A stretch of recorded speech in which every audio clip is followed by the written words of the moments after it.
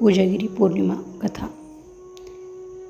या दिवशी राधाकृष्ण, शिवपार्वती आणि लक्ष्मीनारायण यांसारख्या अनेक हिंदू दैवी जोडप्यांची चंद्रदेवता चंद्रासोबत पूजा केली जाते आणि त्यांना फुले आणि खीर म्हणजेच तांदूळ आणि दुधापासून बनलेले गोड पदार्थ अर्पण केले जाते.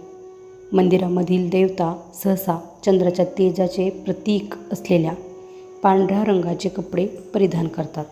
बरेच लोक या रात्री पूर्ण दिवस उपवासही करतात.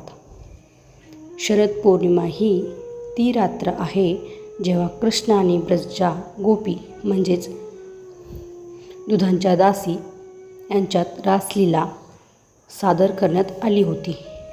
या दिव्य नृत्यात सहभागी होण्यासाठी शिवाने गोपीश्वर महादेवाचे रूप धारण केले होते, म्हणजेच स्त्री. या रात्रीचे स्पष्ट वर्णन ब्रह्मपुराण, स्कंदपुराण, ब्रह्मवैवर्त पुराण आणि लिंगपुराणात दिले आहे. असेही मानले जाते की या पौर्णिमेच्या रात्री देवी लक्ष्मी मानवांच्या कृती पाहण्यासाठी पृथ्वीवरती अवतरते. कोजागिरी पौर्णिमा म्हणजेच कोजागिरी व्रताचे पालन.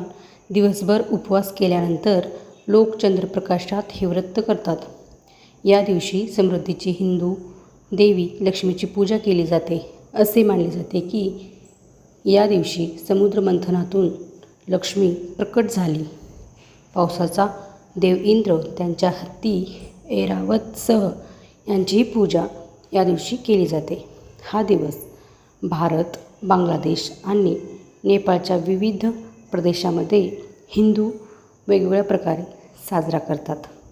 अशा प्रकारे ही कोजागिरी म्हणजेच शरद पौर्णिमाची कथा आहे. राधे राधे.